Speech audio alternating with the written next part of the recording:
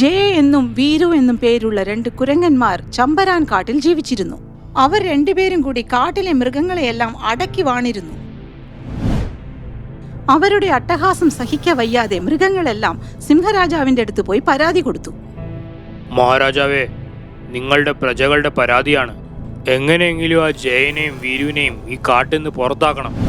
അതെ മഹാരാജാവേ, അവരെ ഇങ്ങനെ തന്നെ വിട്ടുകഴിഞ്ഞാൽ നമ്മുടെ കാടിനെ തന്നെ വിൽക്കും. രാമു, നീയും ഒരു കുരങ്ങാണ്, അവരോ നിന്റെ ആളുകളാണ്. എന്നിട്ടും നീ അവരെ കുറിച്ച് പരാതി പറയുന്നു. അതെ രാജാവേ, അവരുടെ അട്ടഹാസം സഹിക്കാൻ വയ്യ. അവര് പൈസയ്ക്ക് വേണ്ടി എന്തും ചെയ്യും.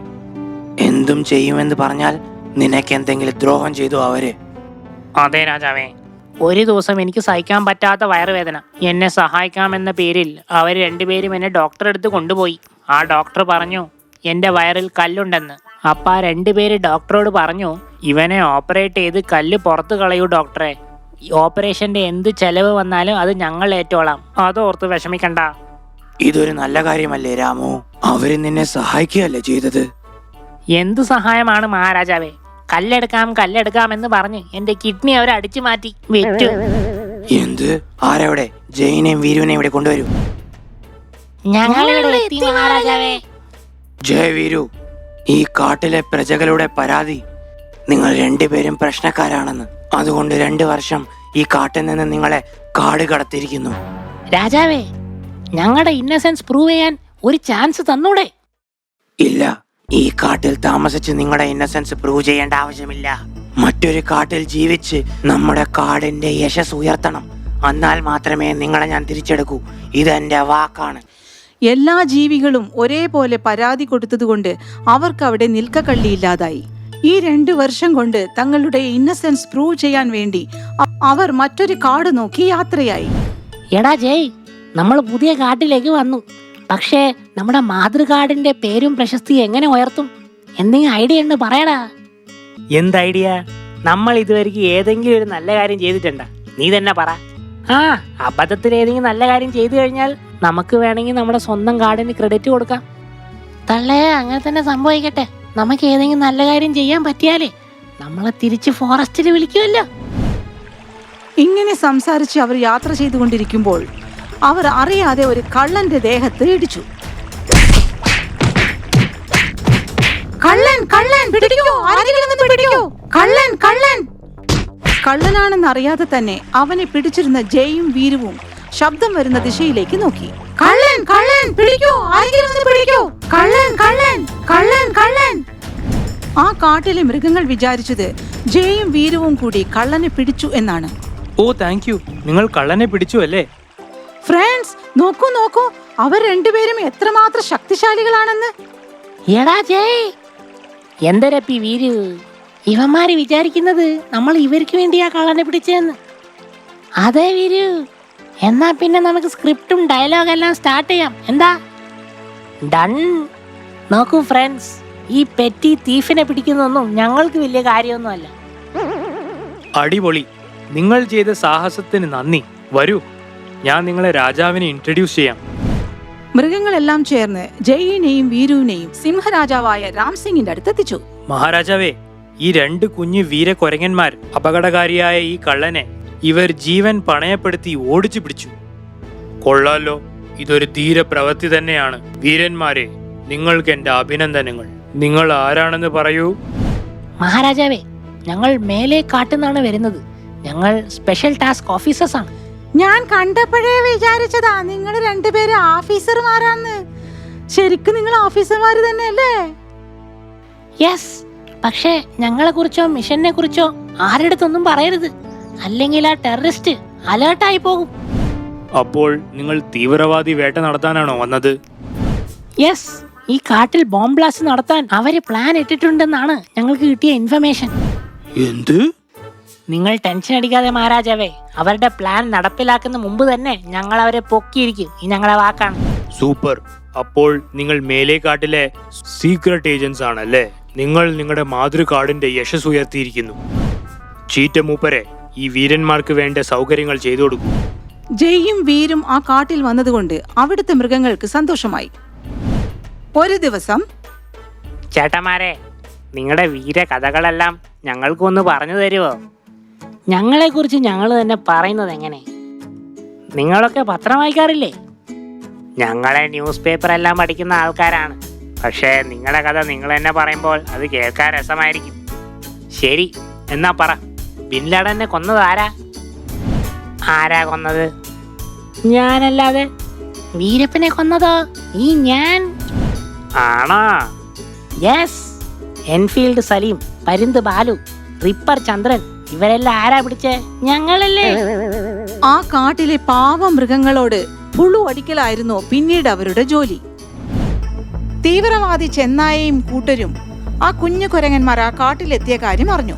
സാമ്പ, ഞാൻ കേട്ടു നമ്മളെ പിടിക്കാനായി 2 സ്പെഷ്യൽ ഏജന്റ് കുരങ്ങന്മാർ ഇവിടെ എത്തിയിട്ടുണ്ടെന്ന്. യെസ് ബോസ്, അവ ഇവിടെ വന്നത് തന്നെ അങ്ങേ പിടിക്കാനാണ്. സത്യം. അങ്ങനെയോ? അപ്പൊ നമുക്ക് നേരം പോക്കായി. ഇനി എന്താ ചെയ്യാ ബോസ്? മുൻകരുതലുകൾ എന്തെങ്കിലും വേണോ? വേണ്ട, മുൻകരുതലുകൾ ബുദ്ധിശൂന്യരുടെ ടാക്ടിക്കാണ്. ബുദ്ധിയുള്ളവൻ നേരിട്ട് ആക്രമിക്കും. ഇന്ന് രാത്രി നമ്മൾ ആ കുരങ്ങന്മാരെ ആക്രമിക്കും. അണ്ടർസ്റ്റുഡ്? എടാ ജയ്, എന്താടാ വീരു? ഈ പുതിയ കാട്ടിൽ താമസിക്കുന്ന കാര്യമെല്ലാം ശരിയായി. ഇവിടെയുള്ള മരത്തിലുള്ള പഴങ്ങൾ നമുക്ക് ഭക്ഷിക്കാം. പക്ഷേ നമ്മൾ കുടിക്കാനുള്ള വെള്ളത്തിന് എന്ത് ചെയ്യടാ? ആ ചീറ്റ പറഞ്ഞു ഇവിടെ 2 കിലോമീറ്ററിൽ ഒരു പുഴയുണ്ടത്രേ. 2 കിലോമീറ്റർ നടന്നേ വെള്ളം കുടിക്കാൻ പറ്റുള്ളൂ. എടാ ജയ്, നിന്റെ തലയിൽ എന്താ, ബ്രെയിൻ ആണോ തേങ്ങയാണോ? വെള്ളം കുടിക്കാൻ വേണ്ടി അത്രയും ദൂരം ആരെങ്കിലും പോവോ? നമുക്കിവിടെ ഒരു കിണർ കുഴിക്കാന്നേ. എടാ വീരു, ഇതൊരു കിടിലൻ ഐഡിയ ആണല്ലോ. ഇവിടെ ഒരു കിണർ കുഴിച്ചു കഴിഞ്ഞാൽ എല്ലാ ദിവസം വെള്ളം കുടിക്കാൻ വേണ്ടി 2 കിലോമീറ്റർ നടക്കേണ്ട ആവശ്യമില്ലല്ലോ. മറ്റ് മൃഗങ്ങൾക്ക് 2 കിലോമീറ്റർ ദൂരം നടക്കേണ്ട ആവശ്യമില്ലല്ലോ. ആ, ഇങ്ങനെ ചെയ്തു കഴിഞ്ഞാലേ ഇവിടെയുള്ള സിംഹരാജാവ് നമ്മളെ ഇനിയും പ്രശംസിക്കും. ശരിയാ ശരിയാ. അതോടെ രണ്ടുപേരും കിണർ കുഴിക്കാൻ തുടങ്ങി. രാത്രിയായപ്പോഴേക്കും തീവ്രവാദി ചെന്നായയും കൂട്ടരും കുരങ്ങന്മാരെ ആക്രമിക്കാൻ എത്തി. കൂരിരുട്ടിൽ ചെന്നായയും കൂട്ടരും കുരങ്ങന്മാർ കുഴിച്ച കുഴി കണ്ടില്ല. രാവിലെ ആയപ്പോഴേക്കും ചെന്നായകളുടെ ശബ്ദം ആ കുഴിയിൽ നിന്ന് കേൾക്കാൻ തുടങ്ങി. ദയനീയമായ നിലവിളി കേട്ട് വീരവും ജയും കിണർ കുഴിച്ച സ്ഥലത്തെത്തി. എന്തു പറ്റി? കുരങ്ങ് ഓഫീസറെ, നിങ്ങൾ തീവ്രവാദികളെ പിടിക്കാനായ ഒരു സ്പെഷ്യൽ മിഷനായി വന്നതല്ലേ? ആ തീവ്രവാദിയാണ് ഞാൻ. അവനാ നീ? ആ, നിങ്ങളെ അറ്റാക്ക് ചെയ്യാൻ ഞങ്ങൾ വന്നതാണ് ഇന്നലെ രാത്രി. അറിയാതെ ഈ കുഴിയിൽ വീട് പോയതാണ്. കരുണ തോന്നണം, ഞങ്ങളെ എങ്ങനെയെങ്കിലും രക്ഷിക്കണം. നോക്കട്ടെ. അപ്പോൾ സിംഹരാജാവ് രാംസിംഗും മറ്റു മൃഗങ്ങളും ആ കുഴിയുടെ അടുത്തെത്തി. സബാഷ്, നിങ്ങൾ പറഞ്ഞതുപോലെ തന്നെ ഈ തീവ്രവാദികളെ പിടിച്ചല്ലോ. മഹാരാജാവേ, ഇവര് ടെററിസ്റ്റിനെ പിടിക്കാനാണ് ഈ കുഴി കുഴിച്ചത്. ഇവരുടെ പ്ലാനിംഗ് പോലെ തന്നെ എല്ലാം ഭംഗിയായി നടന്നു. എടാ വീരു, എന്തരടേ? നമ്മള് കുഴി കുഴിച്ചതേ തീവ്രവാദികളെ പിടിക്കാനാണെന്നാ ഇവര് വിചാരിച്ചോണ്ടിരിക്കുന്നത്. എടാ, നമ്മള് വെള്ളം കുടിക്കാൻ വേണ്ടി കിണറ് കുഴിച്ചതാണെന്ന് ഇവർക്ക് അറിയാനേ പാടില്ല, കേട്ടാ? അയിനോ. സബാഷ് വീര കൊരങ്ങന്മാരെ, ആദ്യം ഒരു കള്ളനെ പിടിച്ചു, ഇപ്പോ തീവ്രവാദിയെ പിടിച്ചിരിക്കുന്നു. നിങ്ങളുടെ ധൈര്യം, ബുദ്ധി ഇതൊന്നും പ്രശംസിക്കാതിരിക്കാൻ പറ്റില്ല. മഹാരാജാവേ, മേലേക്കാട്ടിൽ ജനിക്കുന്ന ഓരോരുത്തരും ഞങ്ങളെ പോലെ മഹാസാഹസ വീരരാണ്.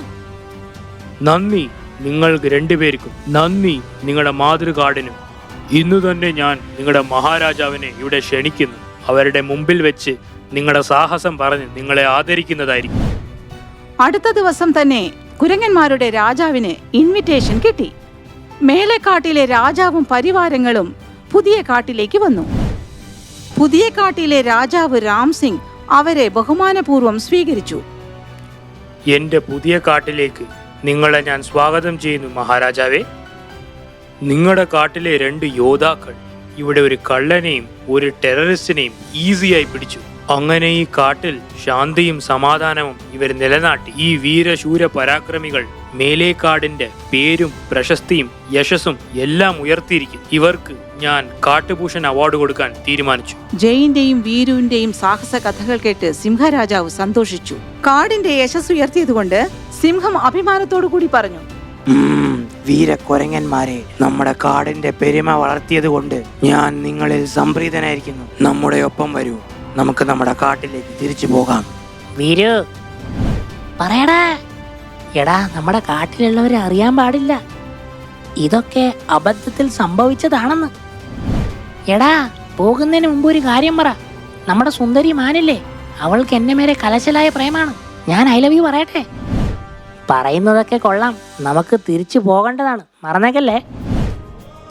സിംഹരാജാവിനോടൊപ്പം മേലേക്കാട്ടിലേക്ക് യാത്ര തിരിച്ച വീരുവിനോട് സുന്ദരി മാൻ പറഞ്ഞു, നിങ്ങൾ തിരിച്ചു പോവുകയാണോ? പോകല്ലേ പ്ലീസ്. എനിക്ക് പോയേ പറ്റൂ, പക്ഷെ ഞാൻ തിരിച്ചു വരും സിമ്രൻ. നീ എനിക്ക് വേണ്ടി കാത്തിരിക്കില്ലേ?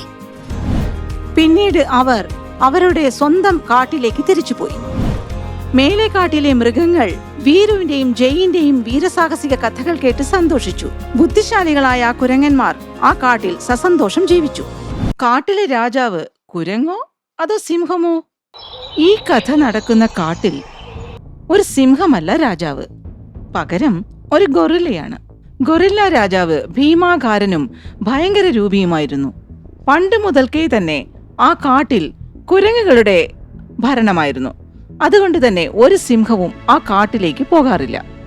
ഗൊറില്ലയുടെ ആർമിയിൽ കുരങ്ങുകളായിരുന്നു. അവർ എപ്പോഴും കാട്ടുവാസികളെ ശല്യം ചെയ്യും. ചൊങ്ങായി, ഈ കുരങ്ങന്മാരുടെ ശല്യം താങ്ങാൻ പറ്റുന്നില്ല. ഞാൻ ഈ കാട് വിട്ട് പോകുകയാണ്. എന്റെ ആനച്ചേട്ടാ, നിങ്ങളുടെ ഒരു കാല് മതി ആയിരക്കണക്ക് കുരങ്ങന്മാരെ ചവിട്ടി ചമ്മന്തിയാക്കാൻ. നിങ്ങൾ എന്തിനാ നമ്മുടെ കാട് വിട്ടിട്ട് പോകുന്നത്? ഞാൻ അവരെക്കാളും വലുതാ, പക്ഷെ എനിക്ക് അവരെ പോലെ സണ്ട കൂടാൻ പറ്റില്ല. എനിക്കും ഈ കുരങ്ങന്മാരുടെ ശല്യം സഹിക്കാൻ വയ്യ. എനിക്ക് താമസിക്കണ്ട ഇവിടെ. അയൽക്കാട്ടിലെ രാജാവ് പോലെ ഒരു ശക്തിശാലിയായ സിംഹരാജാവ് നമുക്കുണ്ടായിരുന്നെങ്കിൽ ഈ കുരങ്ങന്മാർ ഇത്രയൊന്നും കളിക്കില്ലായിരുന്നു. ശരിയാ മോനെ, നമ്മുടെ കാട്ടിൽ സിംഹമാണ് രാജാവെങ്കിൽ ആ കുരങ്ങന്മാരുടെ ശല്യത്തിൽ നിന്ന് നമ്മളെ സംരക്ഷിച്ചേന്. ആനച്ചേട്ടാ അങ്ങ് ശക്തിശാലിയാണ്. നിങ്ങൾ അവരെ അത്ര പെട്ടെന്ന് ഉപദ്രവിക്കില്ല. മാൻചേട്ടന് എന്താ സ്പീഡ്, എങ്ങനെയെങ്കിലും ഓടി ഓടി രക്ഷപ്പെടും. പക്ഷേ ഞങ്ങളെപ്പോലെ മൃഗങ്ങൾ എന്തു ചെയ്യും? മരിക്കുന്നത് വരയ്ക്കും ഇവരെ സഹിക്കേണ്ട ഗതികേടാണല്ലോ ഈശ്വര. അപ്പോൾ അവിടെ ഒരു അരയന്നം വന്നു. അല്ല, എല്ലാരും കൂടിയിരിക്കണം. പ്രശ്നമൊന്നും ഇല്ലല്ലോ അല്ലേ? പ്രശ്നങ്ങൾ മാത്രമേ ഉള്ളൂ. ആ കുരങ്ങന്മാരുടെ ശല്യം സഹിക്കാൻ പറ്റുന്നില്ല. ആ കുരങ്ങന്മാരെ കൊണ്ട് എനിക്കൊരു ഇരിക്കപ്പൊറുതിയില്ല. അവന്മാരെ ഒരു പാഠം പഠിപ്പിക്കണം. കൂട്ടുകാരെ, നമുക്കിനി ഒന്നും ചെയ്യാൻ പറ്റില്ല. ഈശ്വരന് മാത്രമേ നമ്മളെ രക്ഷിക്കാൻ പറ്റുള്ളൂ. ഭഗവാനേ, ഈ നരകതുല്യമായ കാട്ടിൽ നിന്ന് ഞങ്ങളെ രക്ഷപ്പെടുത്തണേ. ഏതെങ്കിലും ഒരു സിംഹരാജാവേ, ഈ വഴി ഒന്ന് വിട്ടേക്കണേ പ്ലീസ്. മനമുരുകി പ്രാർത്ഥിച്ച് കുറുക്കന്റെ നിവേദനം ദൈവം കേട്ടു. അയൽക്കാട്ടിലെ രാജാവ് ഷംസേർ സിംഗിന്റെ മകൻ യുവാവായി കഴിഞ്ഞിരുന്നു. പിറ്റേ ദിവസം അടുത്ത കാട്ടിലെ സിംഹരാജാവ്, സിംഹിണി, യുവരാജാവ് എന്നിവർ മറ്റുള്ള മൃഗങ്ങളോടൊപ്പം സഭ കൂടിയിരുന്നു. പുത്ര, നീ പ്രായപൂർത്തിയായിരിക്കുന്നു. ഇനി നീ നിന്റെ സ്വപ്നങ്ങളെ തേടിപ്പോകാം. ശരി അച്ഛാ. പോവൂ, ലോകം കീഴടക്കൂ. ഇവിടുന്ന് ദക്ഷിണ ദിശയിൽ ഒരു കാടുണ്ട്. അവിടെ പോയി നീ നിന്റെ സാമ്രാജ്യം ഉണ്ടാക്കാൻ നോക്കൂ. സിംഹ യുവരാജാവ് തന്റെ സാമ്രാജ്യം കെട്ടിപ്പടുത്താൻ ഗൊറില്ലയുടെ കാട്ടിലേക്ക് പോയി. മണിക്കൂറുകൾ നടന്നെത്തിയ യുവസിംഹരാജാവിനെ ആകാശത്ത് പറന്നുകൊണ്ടിരുന്ന ചമൻ പരുന്ത് കണ്ടു. അവസാനം ഭഗവാൻ ഞങ്ങളുടെ പ്രാർത്ഥന കേട്ടുവല്ലോ. ഞങ്ങളുടെ രക്ഷകൻ ഇതാ എത്തിയിരിക്കുന്നു. ഈ സന്തോഷ വാർത്ത എല്ലാവരെയും അറിയിക്കാനായി പരുന്ത് മൃഗങ്ങളുടെ അടുത്തേക്ക് ചെന്നു. കൂട്ടുകാരെ, ഞാനൊരു സന്തോഷ വാർത്തയായാണ് വന്നിരിക്കുന്നത്. നല്ല കാര്യമോ? ഇടാ പരുന്തേ, ആ നല്ല കാര്യം എന്താന്ന് വേഗം പറയടാ. നമ്മുടെ കാട്ടിൽ ഒരു യുവ സിംഹരാജൻ എത്തിയിരിക്കുന്നു. എന്ത്? നമ്മുടെ കാട്ടിൽ സിംഹരാജാവ് എത്തിയെന്നോ? ആ, ഞാൻ എന്റെ 2 കണ്ണുകൊണ്ട് കണ്ടതാ. ഈശ്വരാ, അവസാനം നീ ഞങ്ങളുടെ പ്രാർത്ഥനയൊക്കെ കേട്ടു. ഭഗവാനെ, 1000 നന്ദി. വേഗം വാ, നമുക്ക് സിംഹരാജാവിനെ സ്വീകരിച്ച് ഇവിടെ കൊണ്ടുവരണം. ശരി ശരി, നമുക്കും ഒരു നല്ല കാലം എത്തി. മൃഗങ്ങളൊക്കെ ഒന്നിച്ചു ചെന്ന് യുവസിംഹരാജനെ എതിരേറ്റു. ഞങ്ങളെ എല്ലാവരുടെയും നമസ്കാരം സ്വീകരിക്കണം, യുവരാജാവ് ഷേർ സിംഗ്. അല്ല, എന്നെ എന്തിനാ നിങ്ങൾ പ്രണമിക്കുന്നത്? എന്നെ എന്തിനാ നിങ്ങൾ യുവരാജാവെന്ന് വിളിച്ചത്? കാരണം ഞങ്ങളുടെ കാട്ടിൽ ആദ്യമായിട്ടാണ് ഒരു സിംഹം കടന്നു വരുന്നത്. മനസ്സിലായില്ല. ഈ കാട്ടിൽ സിംഹങ്ങളില്ലേ? ഇല്ല, ഞങ്ങളുടെ കാട്ടിൽ സിംഹങ്ങളേ ഇല്ല. അപ്പോ ഈ കാട്ടിലെ രാജാവ് ആരാണ്? ഈ കാട്ടിൽ കുരങ്ങളുടെ രാജ്യമാണ് നടക്കുന്നത്. എന്ത്? ഈ കാട്ടിൽ സിംഹമില്ല, പക്ഷെ ആനയുണ്ടല്ലോ. പിന്നെ എങ്ങനെ കുരങ്ങ് രാജാവായി? എനിക്ക് വയ്യാണ്ടായി. പിന്നെ ഭരണത്തിന്റെ ഉത്തരവാദിത്തം എടുക്കാനൊന്നും എനിക്ക് ഇഷ്ടമല്ല. ആനച്ചേട്ടാ, മൃഗങ്ങൾക്ക് ശരീരത്തിന് മാത്രമേ വയസ്സാകാൻ പാടുള്ളൂ, ബുദ്ധിക്കല്ല. നിങ്ങളെപ്പോലുള്ളവർ ഇങ്ങനെ ചിന്തിക്കാൻ തുടങ്ങിയാൽ കുരങ്ങി മാത്രമല്ല, ഏത് തവളയ്ക്ക് രാജാവാകാം. അങ്ങ് തന്നെ പറയൂ. ഇനി ഞങ്ങൾ എന്താണ് ചെയ്യേണ്ടത്? തുറന്ന മനസ്സോടെ ചിന്തിക്കൂ, പരിഹാരം താനേ വരും. സിംഹത്തിന്റെ വാക്കുകൾ കേട്ട മൃഗങ്ങൾ ആവേശഭരിതരായി. ഒരു മാൻ ഉച്ചത്തിൽ ഇങ്ങനെ പറഞ്ഞു: ഞങ്ങളുടെ രാജാവ് ആരാടാ? ഗർജിക്കുന്ന സിംഹമാണോ? ഞങ്ങളുടെ രാജാവ് ആരാടാ? ഗർജിക്കുന്ന സിംഹമാണോ? സിംഹമേ, ഞങ്ങൾ കുരങ്ങന്മാരെ കൊണ്ട് പൊറുതിമുട്ടിയിരിക്കുകയാണ്. ഞങ്ങളെ സഹായിക്കില്ലേ? അതിനുശേഷം ആനക്കൊമ്പൻ കുരങ്ങന്മാരുടെ ശല്യങ്ങളെക്കുറിച്ച് സംസാരിക്കാൻ തുടങ്ങി.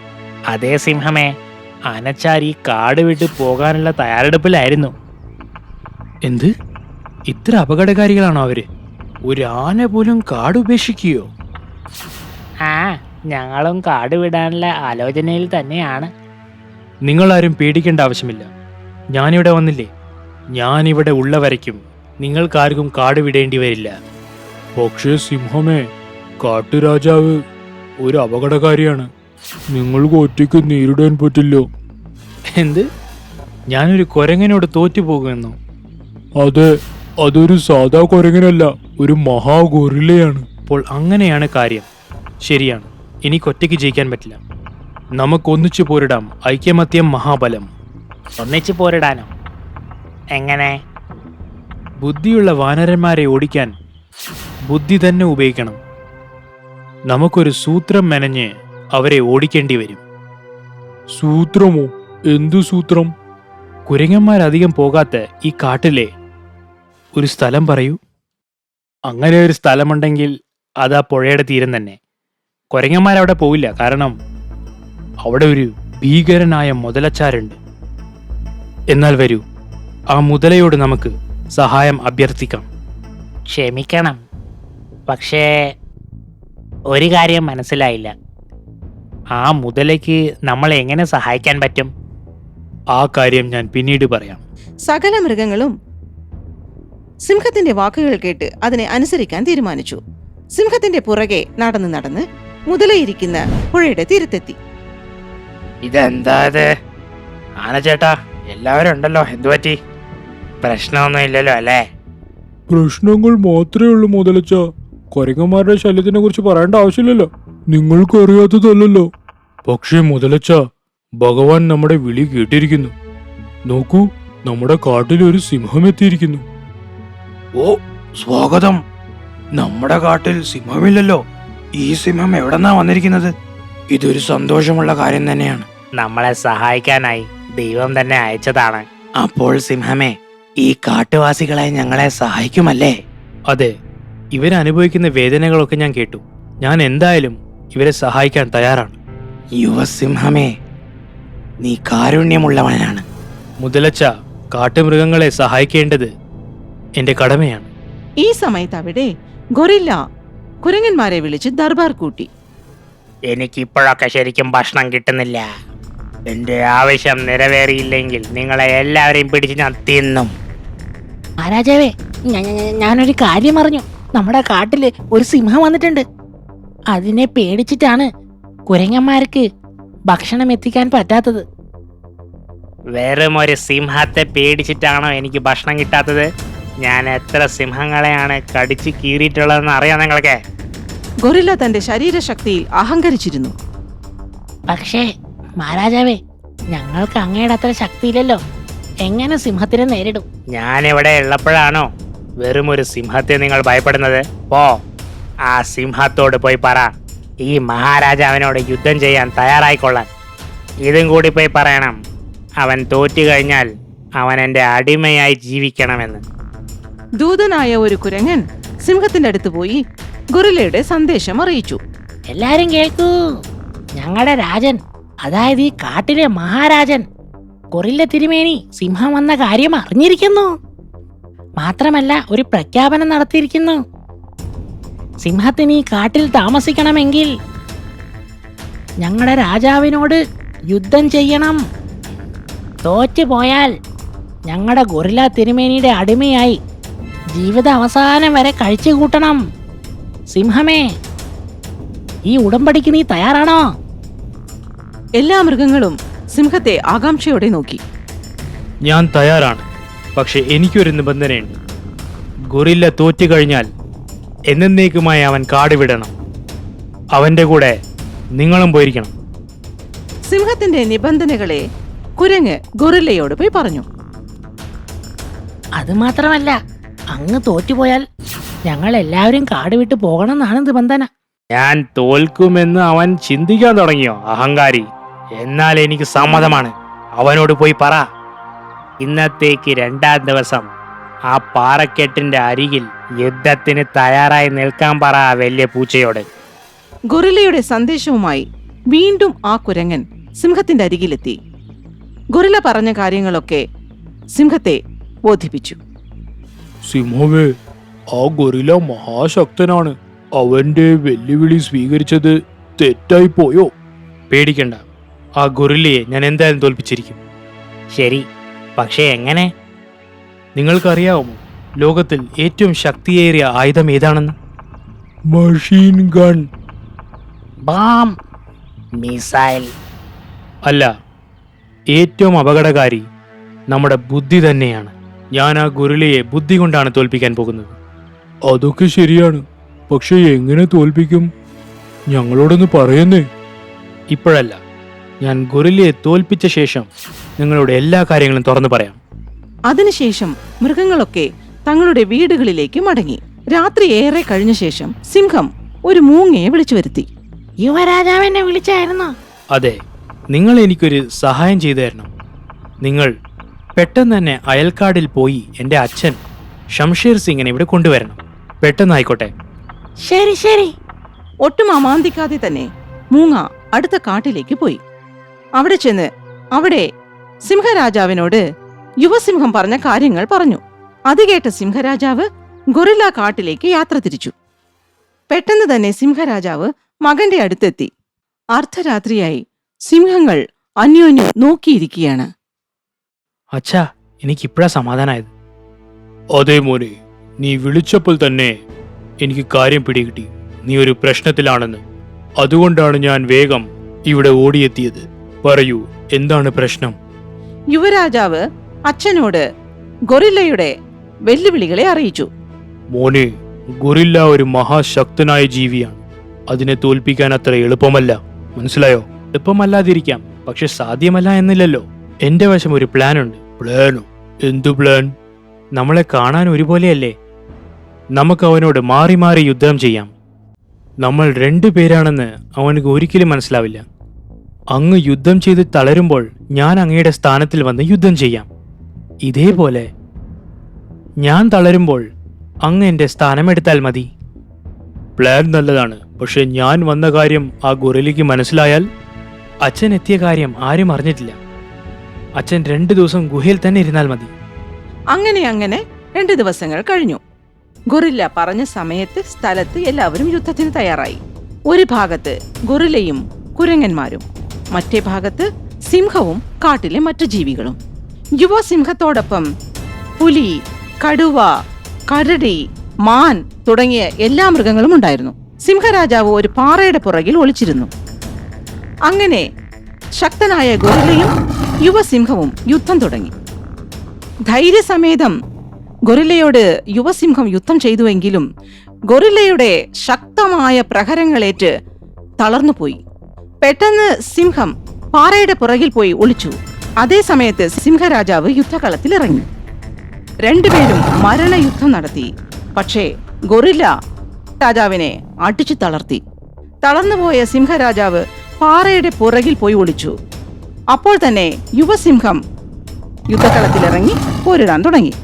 2 സിംഹങ്ങളോട് മാറി മാറി യുദ്ധം ചെയ്ത ഗൊറില്ല ശരിക്കും തളർന്നുപോയി. കുറച്ച് കഴിഞ്ഞപ്പോഴേക്കും ഗൊറില്ല തോറ്റുപോയി. നിർത്തോ, ഞാൻ തോറ്റിരിക്കുന്നു. നിബന്ധന അനുസരിച്ച് ഈ കാട് വിട്ടു പോകൂ. അച്ഛൻ സിംഹം പാറക്കെട്ടിന്റെ പിറകിൽ ഒളിച്ചിരിക്കുകയായിരുന്നു. യുവരാജാവിനോട് പറഞ്ഞ നിബന്ധന പ്രകാരം ഗൊറില്ലയും കൂട്ടുകാരും കാട് വിട്ടു. കുരങ്ങന്മാരിൽ നിന്നും രക്ഷപ്പെട്ട മൃഗങ്ങൾ സന്തുഷ്ടരായി. സിംഹമേ, ഇത്രയും മഹാശക്തനായ ഗൊറില്ലയെ നീ എങ്ങനെയാണ് തോൽപ്പിച്ചത്? എനിക്കൊന്നും മനസ്സിലാവുന്നില്ല. ഞാൻ പറഞ്ഞില്ലേ, ഗൊറില്ലയെ തോൽപ്പിക്കാനായി ഞാനൊരു പ്ലാൻ ഉണ്ടാക്കിയെന്ന്. ആ പ്ലാൻ ഞങ്ങൾക്കൊന്ന് പറഞ്ഞു തരുമെന്ന്. അച്ഛാ, പുറത്തു വരൂ. പാറയുടെ പുറകിൽ നിന്നും സിംഹരാജാവ് പുറത്തേക്ക് വന്ന് മകന്റെ അടുത്ത് നിന്നു. 2 സിംഹങ്ങളെയും കണ്ട ശേഷം മൃഗങ്ങൾക്കൊക്കെ കാര്യങ്ങൾ മനസ്സിലായി. പക്ഷേ അന്ന് മുതലച്ചനോട് നീ എന്താ ചോദിച്ചത്? ഇതിനെക്കുറിച്ചും ഞങ്ങളോട് പറയുന്നേ. ഗൊറില്ലയുടെ വെല്ലുവിളി ഞാൻ സ്വീകരിച്ച ശേഷം ഞാൻ മുതലച്ചനോട് ഒരു കാര്യം പറഞ്ഞിരുന്നു. 2 ദിവസത്തിന് ഒരു കുരങ്ങനെയും ആ നദിയിൽ നിന്ന് വെള്ളം കുടിക്കാൻ വിടാൻ പാടില്ല എന്ന്. 2 ദിവസം വെള്ളം കുടിക്കാതിരുന്നാൽ അവരുടെ ശക്തി ക്ഷയിക്കും. ഇതെനിക്കറിയാമായിരുന്നു. സിംഹമേ, നീ ഒരു ശക്തിശാലി മാത്രമല്ല, ഒരു ബുദ്ധിശാലിയുമാണ്. നീ ഞങ്ങളുടെ കാട്ടിലെ രാജാവാകുമോ? യുവസിംഹം സമ്മതിച്ചു. സിംഹത്തെ രാജാവായി കിട്ടിയതിൽ മൃഗങ്ങൾ സന്തോഷിച്ചു. മകന്റെ ബുദ്ധിയിൽ അതീവ സന്തുഷ്ടനായ സിംഹരാജാവ് തന്റെ കാട്ടിലേക്ക് തിരിച്ചു പോകാൻ ഒരുങ്ങി.